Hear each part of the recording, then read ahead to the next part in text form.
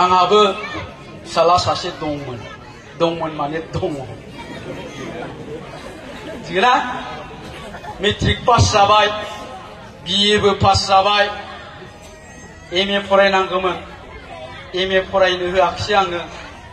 आर्टिस्टनि फिसाला नालाय बे आखिनायाव बिराद मोजां ओंखायनो फाइन आर्ट्सआव होबाय आं क'क्राझाराव दा ओरै आखिबाय थायो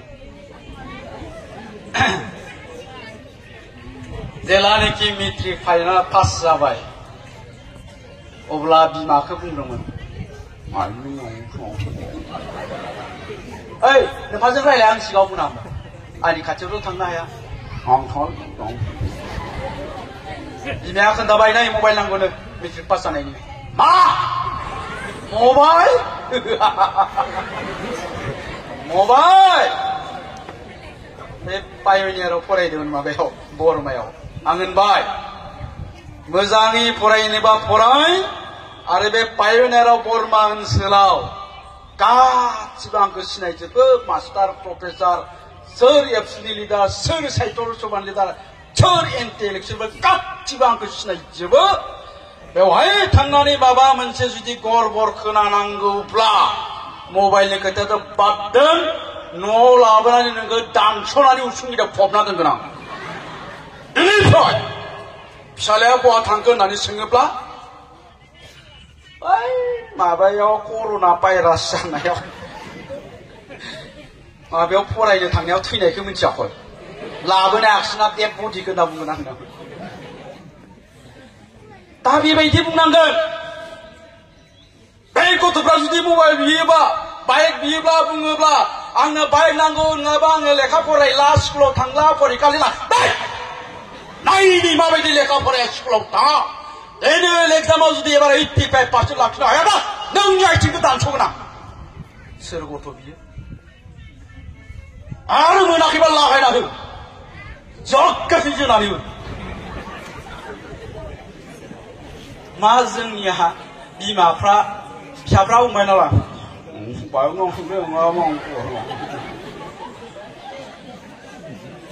मोनायाव उन्दुबाथाय फिसाइखौसो बुरखायबाय बिमाया बिफाखौ बिफाया मावै दाङै उन्दुनानै थायो बिमाया बिफा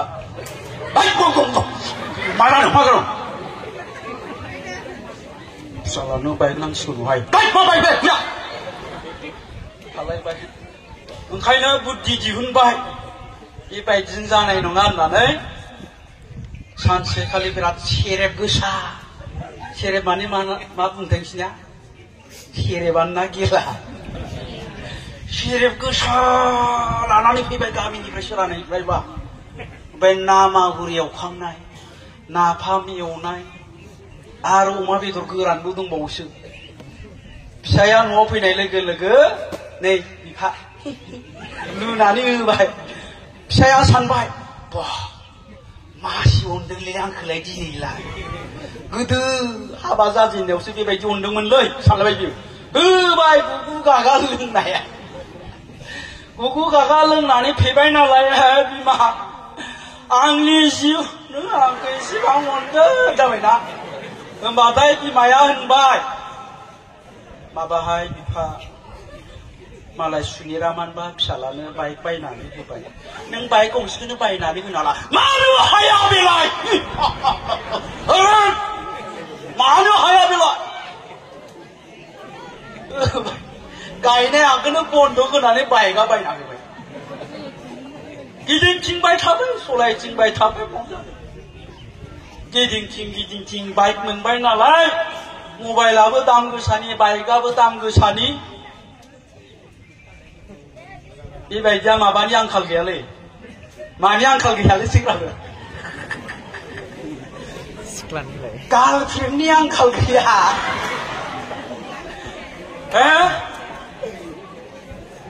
मुदिरामनि फिसाजोआ थरथब गोसोगारलायबाय स्कुलाव बेनो समायनासिन बेखौनो मोनबाय मेगन सालायबाय आं बुस्थु नागिरदोंमोन आरो सोमसियासो लालायबाय होनलाय फंबाया लानानै गिदिंथिंबाय थाबाय गिदिंथिंबाय थाबाय गिदिंथिंबाय थाबाय ताइ मा सानफ्रामबो न'आव लायनानै गिदिंबाय थानोब्रा पारमानेन्ट खालामगानोसैलाय होननानै प्लट लाबोगारबाय 18 बोसोर जायो लाबबाय मा जाबावगोन दा हाबाबो जाबाय 6 मास जास्लाबियावनो हिनजावाबो उसुं गोदाखै बेलेग सोरजोंबा माने रं नाम्बारजों लाइन मारियो हौवायाबो दुब्लि बारियाव थांनानै सोरबा बेलेग सिख्लाजों लाइन मारियो गारलायलायलायबाय 6 मास जायैयावनो आरो बे हिनजावखौनो बेलेगबो गोसोग्रानि आंखाल गैयालै हाबा जानायखौनो ओंखायनो मालाबा मालाबा सानो आरोखि दासो जोनोम जानांगौमोनलै होननानै बे समावसो आंबो सेंग्रा जानांगौमोनलै गारलायलालाय 15 जनसो लागौमोन आं ओरै जालाङो आरोखि थारमाने जोंनि दिनाव लाइजाम गांसे हरनोबो मास मोननै मास मोनथाम नांगौमोन बेबो पियन लालायनांगौ पियन सोमसिनो जुदि लाइजाम हरनांगौबा पुर्निमाखौ बुरखायनांगौ सोमसिनो लाइजाम हैनाय पुर्निमा लास्टआव आरो बे पियनजोंनो गोसोथोलायलायो बे लाइजामखौ गैयालासिनो खांख्राइ गुदुङावल' सोनानै दोनहैबाय थायो मालाबा सोंबाय ए पुर्निमा सोमसियालाय मा फिननाय हराब्रा नोंखौ गोसोथियानो जाम्बा लाइजामखौनो हैखायाखै गावसो गोसोथोखोमायो उनावहाय बे पियनजोंनो गोसोथोलायबाय ओरैबायदि अबस्था बेबो सिगि दा बेबायदि आरोखि दा ओंखायनो जोंनि गथ'फ्रा सा ससेयावनो बाइकनि मबाइलनि हिनजावनि फाग्ला जानानै थायोब्ला बिसोरलाय बहा मास्टार प्रफेसर डक्टर इन्जिनियार जानो नोंसोरलाय माला बेबायदि जानो आरो जायाब्ला नोंनि भबिष्यतखौ सानहरनाय इयुनखौ नोंनि इयुना माबायदि जागोन नों साननो हायो दा आंनियाव गंसे बिल्डिं थागोन आंनियाव गंसे मोजां गारि थागोन आंनि न'आ बिराद समायना बिबार बागान गोनां जागोन आरो बेखौ मोननो गोनांब्ला आङो दा गोसो होनानै फरायनांगोन फरायनायल' जेबो खस्थ' गैया थांखि लानानै बे थांखिखौ होसोनानै आरो जुदि सानबायब्ला दानो नोंसोर सानबायब्ला आंनो बाइक नांगौलै मबाइल नांगौ गिदिंबाय थाबानो मोनबानो जायो इन्जय रंजाबाय था मोसाबाय था एकदमबारे खै बोसोर नोंनि बैसोआ 20-22 बोसोरसिम 20-22-25 जाबाय अब्ला नोंनि दिन फैबाय नोंनि बाइक नोंनि मबाइल नोंनि गाननाय जोमनाय गासिबो नोंनि बिमा बिफानि खाथिमोन दानिया नोङो हाबा जाबाय गथ' गथायबो जाबाय मा खालामगोन नोङो दा खामला मावनांसिगोन हाजिरा मावनांसिगोन नङाब्ला बिनिफ्राय बारग'नांगौनि थाखाय जौ लोंलाबायनानै लामायाव गोलैलाबायना थासिगोन हिनजावा बाजाराव मैगं फानसिगोन बबेखौ लुबैयो दा किन्तु 20-22 बोसोर खस्थ' खालाम खस्थ'थ' नङा लेखा फरायनाया खस्थ' खालामनाया माखौ बुङो बे मिथिङाव फैनो लुबैनाय मानसि दङमोन किन्तु दुब्लि बारियाव माइ दं फैनो हायाखै बे सान्दुं गोसायाव बेखौसो खस्थ' खालामनाय होनना बुङो दा मोनायाव न'आव थांनानै नोङो कम्बल जोमनानै लेखा फरायनांगौ दुंब्रुद बेखौ खस्थ' होननानै बुङा खस्थ'आनो होनबाय आं जेन'बा बेखिनि खस्थ'खौ 20-22 बोसोरसिम खालाम 60-70 बोसोरसिम रंजा बाजा मोनजागोन मिथिबाय नोंनि नामा मा नाम बाबु ओइ खोन्था नोंखौ होनदों बै खाथियाव थानाय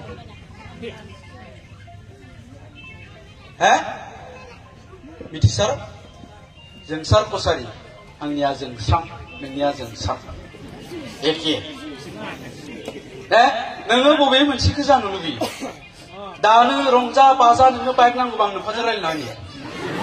मबाइल नांगौबा नोंफाजों रायज्लायनानै होनि मा गाननो मा जोमनो रायज्लायनानै नों गिदिंबाय था बे मोनसे सेकेन्डआ जाहैबाय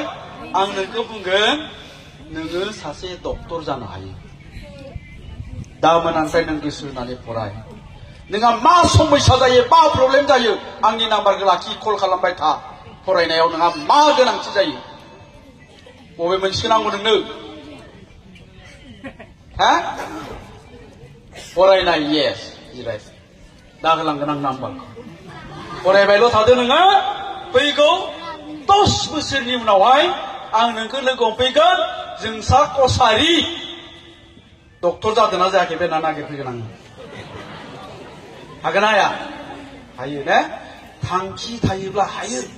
जोंनि गथ'फ्रा थांखि गैया नोंसोरनाव थांखि गैया गोबां दं गासिबो नाखै थांखि गैयैखायनो जेबो जायाखै नोंसोर मिथिबाय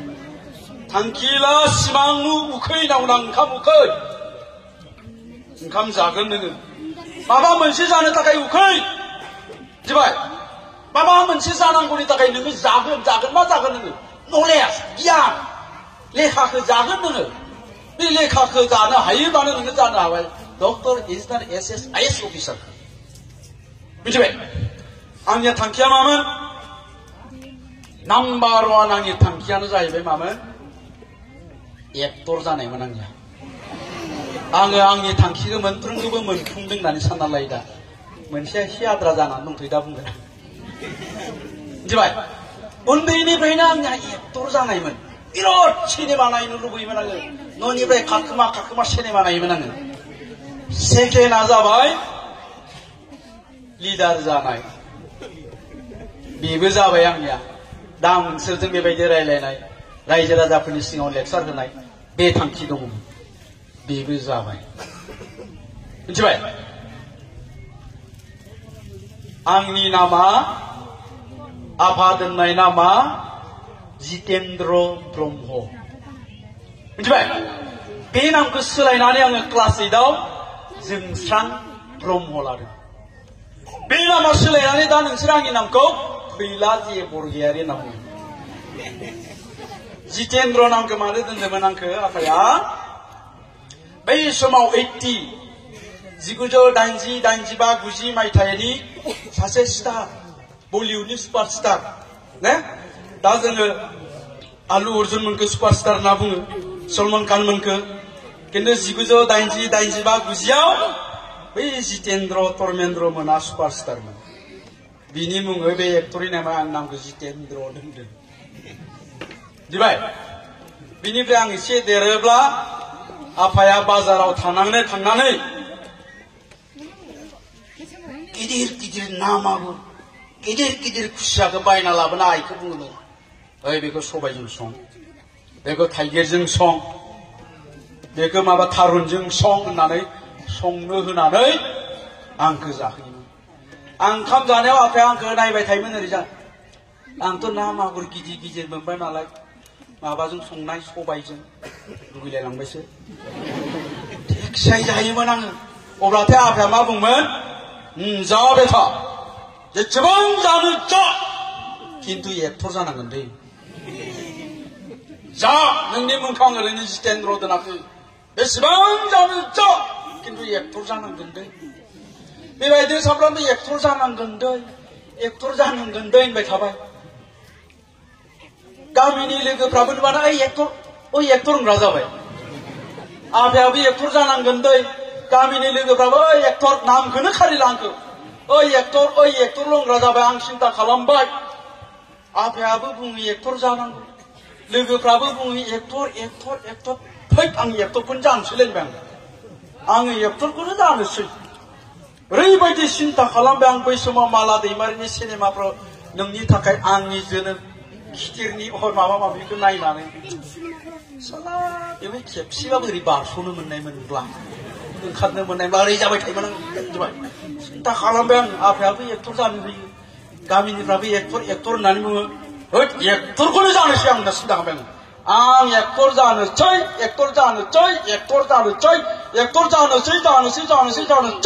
दा एक्टर जाबाय जाबाय जायाखै जाबाय बेनो दा मोनसेबो सिन्ता खालाम फैलाया बुंदोंलै डक्टर जानो ना रबिन्द्रआ बुंदोंलै इन्जिनियार जानांगौनो आफायाबो बुंग्रा जाबाय माथो डक्टर जानांगौनो है आं डक्टरखौनो जानोसै आं यस दा मोनानिफ्राय गोसो होनानै फराय मिथिबाय रावबो होबथानो हानाय नङा नाथाय जुदि सिन्ताया नोंसोरनिया बेफोर गासैखौबो दोनजोबनानै गोदाव सोराव जायोब्ला इयुननि खोथाखौ जुदि सिन्ता खालामाब्ला दानो सिन्ता खालामनायनि बेस्ट टाइम मोजां सम बिनिख्रुइ साबसिन सम गैया साननैसो उनाव जोबलांसिगोन टाइमा जोंना टाइमा बारग'लांबाथाय बे टाइमखौ खुनुदिन मोनफिननाय नङा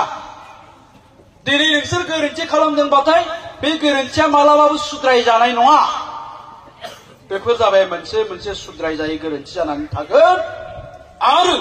बे गोरोन्थिनि थाखाय सानसे नोङो गाबनांगोन मानसिया मोनथाम रोखोमै थैयोनो मिथिबाय सोरबा गाबै गाबै थैयो ओंखायनो जोङो मालाबा गोथैखौ नायोबा बिराद मोदै गदोलै बेस्रा बिराद गाबनानै थैबाय सोरबा मिनि मिनि थैयो ओरैजाय थैबाय खिन्थु ओरै जानानै थैयो सोरबा सोरबा रागा जोंनानै थैनो जों फाथा हरखोनानै मानो मिथिबाय गाबनानै सोर थैयोनो थैनोसै समाव बे गासै खोथाखौ गोसोखाङो आं जिउआव मा मा मावबोखो गथ' गथायनो आङो मोनसे मोजां न' लुना होनो हायाखिसै जेबो धोन सम्पति सोरजिना होनो हायाखिसै गथ'फोरखौ मोजाङै फोरोंनो हायाखिसै गथ'फ्राबो हाजिरा खामला थेला बोनानैसो जानांबाय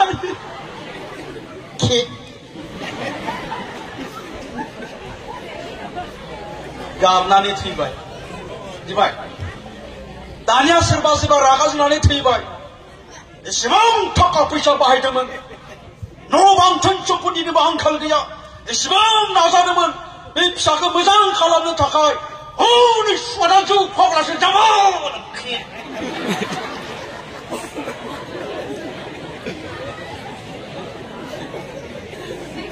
अरखेनानै थैबाय रागा जोंनानै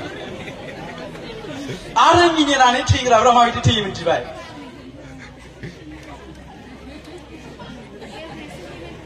आं बिराद खस्थ' खालामनानै आंनि गथ' गथायखौ आं मोजां खालामनो हाबाय फिसाला सासेखौ आं मास्टार खालामनो हाबाय सिन्था गैला फिसाला सासेखौ आं इन्जिनियार खालामनो हाबाय सिन्था गैला धोन सम्पतिबो दं मिनिनानै थैबाय बेबायदि मोनथाम रोखोमै थैयोनो मानसिया दा मिनि मिनि थैनो लुबैदों रागा जोंनानै थैनो लुबैदों ना गाबै गाबै थैनो लुबैदों मिनि मिनि थैनांगोन थैबाबो आपत्ति गैया नङा बेबायदि आरोखि दा मिनि मिनि थैनांगौनि थाखाय दा थांनानै थानाय समाव जोङो माखासे खामानि मावनांगोन ना माखासे बिबान थागोन आं बुंदों जेबो जादु मन्त्र गैया खालि गोसो होनानै फरायनांगौ रावनिबो ब्रेना फाराग गैया बे साननायनिसो फाराग टेस्टिं नायनोबा नोंसानिया फै खर'खौ देखावना नायनाया नायगोनसो ब्रेना सानैनाबो समान नाथाय नोंनि गोसोनि साननाय हनाया आलादा आलादा बे साननायनिल' फाराग दं जोंनियाव सोरबा 90% मोनदों एखे स्कुलनि एखे क्लास एखे डेस्कआव जिरायग्रानो सोरबा मोनदों 20% मानो खारन नोंनि साननाया बिनि साननायजों आलादा बैयो सिन्ता खालामदों आं माबा मोनसे जानांगोन लेखा फरायनानै ओंखायनो आं गोसो होनि मास्टार फोरोंनायखौ गोसो होनानै खोनासंदों गोसो होदों क्लासाव आरो न'आव गोसो होनानै फरायफैदों ओंखायनो बियो 90% लाखिदों खिन्थु सासे 20% लाखिनाया माबो रोङो फोरोंबाय थाथोलै आंनिया दा बिबार बारियावसो दंहैयो गोसोआ दा स्कुल गखांनानै आं आमोखाखौ लोगोआव लानानै एन्जर जावहैनांगोनलै गोसो होना सार संदों सार आरो फारागा बे नंगौना नङा बेबो गोसो होनानै खोनासंनायमोनब्ला गोसो होनानै फरायनायमोनब्ला बेबो 90% लाखिगौमोन दा फारागा जोंनिया बेवहायल' दङ मिथिबायना दा बेखायनो नाया मैया नों मा सानोमोन मा सिन्ता खालामोफोर गासैखौबो बावगारजोबदो दिनैनिफ्राय गोदान सिन्था खालामदो समाय लादो आङो सासे डक्टर जागोन इन्जिनियार जागोन मास्टार जागोन प्रफेसर जागोन आंनि न'आवबो बिल्डिं जागोन आंनियावबो गंसे गारि थागोन नङा होमबा जागोन आरोखि रावबो होबथानो हाया दा एसे आलादा आलादा बुंबाय आं टपिक्सनि बायजोआव बेखिनिया बुंनांगौआबो गोनांथि दङ बेनिफ्राय आंहा दा मिटिं मोनसे दङ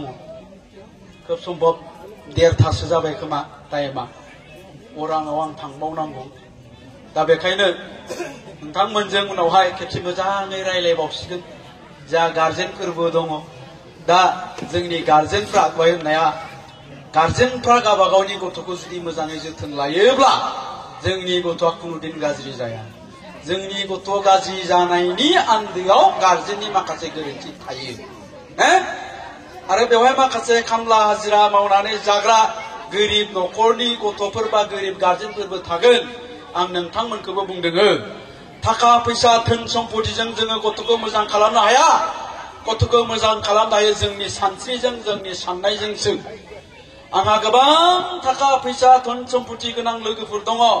3 ताला 4 ताला गारि मटरनि आंखाल गैया बिसोरो गथ'फोरखौ बेंगालराव फरायनो थिनहरो दिल्लीयाव फरायनो थिनहरो कलकातायाव फरायनो थिनहरो बेनिफ्राय मा एखनब्ला जों बेबायदि मालाबा टेबोलाव जिरायोब्ला बै बिफाफ्रा बुङो फिसालानो 2 लाख हरनांगौमोनलै 2 लाख हले 2 लाख माबा नांगौ मानो नांगौलै 2 लाख गाहाम माबा जुथा बायनो जता बाह जता बायनो 2 लाख जोंहा सोंनो जुथा बायनो 2 लाख दे अके थिगानो दङ नाथाय बेंगालराव फरायहैबाय 5 बोसोरनि उनाव फुजा जानानै फैयो मानो ड्राग्स एडिक्टेडसो जानानै फैदों लेखा फरायहैयाखै न'निफ्राय कौटि थाखा लांनानै बेवहाय इन्जयसो खालामहैदों थारमाने सोरबा सोङोब्ला फिसालाया मा पास जानानै फैखो MSc पास जानानै फैबायलै सार्टिफिकेटखौथ' रावबो नाया न'आव फैबा गेटदादा जानानै फैयो न'आव खुनुरुखुम बोसोरसे थाबाय बोसोरसेनि उनावहाय थैबाय थाखा फैसाजों जुदि खालामनो हानायमोनब्ला बिसोरथ' जानांगौमोन ना नङा होमबा बिसोर जानांगौमोन बेंगालराव फरायनो थिनहरदों थाखा फैसानि अभाब होआखै मानो ड्राग्स एडिक्टेड जाखो मानो पान्जाबि हिनजाव लानानै फैखो दा बेखायनो बुंनाया बे जोंनि गोरिब गुन्द्रानि फिसाफ्रानो जागोन आरो बेखौनो जों थुलुंगा हिसाबै लानांगोन नोंहा जे न'खराव जेबो गैया आं फिसाफोरखौबो होनबाय नोंहा न'खराव जेबो गैया नोंनि नोंफ्रायाबो खामला हाजिरा मावनानै जायो बेयो नोंनि थुलुंगा आङो माबा मोनसे जाथारनांगोन आंनि दिनाव आङो आफाखौ मोजाङै जाहोनोसै आंनि दिनाव आं बे न'खरखौ ग्रोम ग्रोम खालामनोसै बे थांखिखौ जुदि नों लायोब्ला बे सानस्रिया नोंनाव हाबबायब्ला बेखौ रावबो होबथानो हाया दाख्लै जे APSCनि रिजाल्ट ओंखारबाय बेवहाय मिडियायाव नोंसोर नुदोंना नुवाखै ससियेल मिडियायाव नायोब्ला नुगोन सोरबा गय खावनानै दखान होग्रानि फिसायानो जादों सोरबा खामला हाजिरा मावनानै जाग्रानि फिसालायानो बे APSCखौ पास जादों जोंनि बर'फ्राबो 15 जन पास जादों बिसोरनि गोबाङानो गोरिबनि फिसाफोर दा बेखायनो बेखौनो जोंनि थुलुंगा हिसाबै लानानै दावगालांनो नाजानांगोन थांखि लानांगोन थांखिखौ जुदि नों दिनैनिफ्राय लाबायोब्ला रावबो होबथानो हाया नोंसिनाव बे सक्तिया दंखायो बे टेलेन्टआ दंखायो बे पावारा दंखायो दा बेखायनो आं बेखौल' आसा खालामसिगोन बेवहाय थानाय साफ्रोमबो फरायसाया फैगौ 10 बोसोरनि उनाव बे ओनसोलनि साफा साफा एडुकेटेड लेखा गोरों मानसि जासिगोन साफा साफा दैदेनगिरि जासिगोन साफा साफा थुनलाइगिरि जासिगोन सोरबा डक्टर जागोन सोरबा मास्टार जागोन सोरबा प्रफेसर जागोन सोरबा इन्जिनियार जागोन आं बेखौल' सानबाय आरो जोबथारनायाव मोनसे खोथाखौ बुंनानै बिदाय लानोसै दाखालि दिल्ली महा उत्सवआव आं थांदोंमोन दिल्ली महा उत्सवआव आं जेब्ला थांबाय सासे गथ'आ आंखौ दों होसोबोदों सार होननानै आंखौ खुलुमफैदों मा जाखो बहानि नोङो सार आं बिजनीनि सानसेखालि सारा जोंनि बिजनी UN एकाडेमियाव थांदोंमोन थांदोंमोनथ' नोंथांनि बुंनायावनो आं मटिभेट जानानै दिनै दिल्लीयाव आङो इन्जिनियार फरायबाय सार आं दिल्लीयावनो थायो होननानै बुंदों दा आंबो सानसिगोन ओंखायनो फैगौ 10 बोसोरनि उनाव बे जायगायाव फैयोब्ला नोंसोरबो आंनि खाथियाव फैनानै बुंगोन सार नोंथां बुंनाय बायदिनो आं मास्टार जाबाय प्रफेसर जाबाय डक्टर जाबाय इन्जिनियार जाबाय आरो जुदि ओरै जायोब्ला गोदो आंनियाव नोंसिनाव फैनायाव 10 बोसोर सिगां जोंसार कसारि होननाय गथ' लोगो मोनदोंमोनलै बियो मा जानानै दंलै ओइ हाबा जानाय दुब्लि बारियाव न' लुनानै दं बियो बया जागोन खिन्थु ना बियो बया जागोन खिन्थु जुदि बुंब्ला बे गथ'आ माबा फरायबाय दङथ' दिल्लीयाव इन्जिनियार फरायबाय दं बास नंगौ नाङा आं सानबाय फैगौ 10 बोसोरनि उनाव नोंसोरनि गेजेरनिफ्रायनो साबा डक्टर इन्जिनियार जोनोम जागोन बे ओनसोलखौ दैदेनगोन बे ओनसोलाव गोग्गो समाजखौ नोंसोर दानो हागोन बेखौनो आसा खालामनानै आंनि बिबुंथिखौ बेखिनियाव फोजोबबाय गोजोन्थों थेंक इउ